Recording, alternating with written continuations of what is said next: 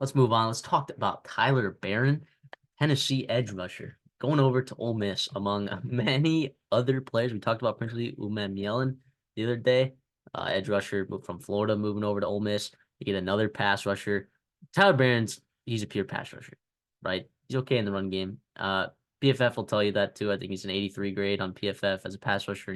Which is really high, actually. It's pretty solid. Especially for pass rushing. Especially for pass rusher. And then in the run game, it was a little bit lower, and it averaged out to be a little bit lower. That's what he is. 6'5", 260. 6 sacks, second on the team, 10.5 tackles for loss. I just think he's a good player. He's good depth. He'll be a starter for this Ole Miss team at edge, likely. But it doesn't hurt to have you can't have enough players in the defensive line. Like we've seen that with when you have dominant defensive lines, 1-4, 1-3, or rush 3, whatever. Not sure what they do over there. I'm not sure.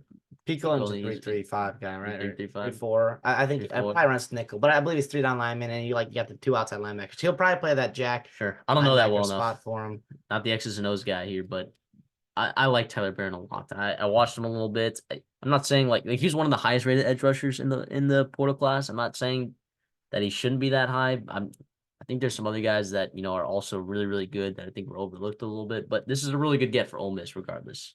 Yeah, and to be honest, I think there's some stuff there and some rumors about his locker room and what yada yada yada. Who cares? First of all, you can't believe everything you hear, and secondly, same thing we talked about with Princely, Umanmielen, right, and Walter Nolan. Like these are freaks that are going to Ole Miss, and that you just love to have these bodies. Okay, like some of them are gonna hit, some of them won't hit, sure, but to have the depth and to have those bodies in the pass rusher is dangerous in the SEC. Trying to block those 3 guys among others.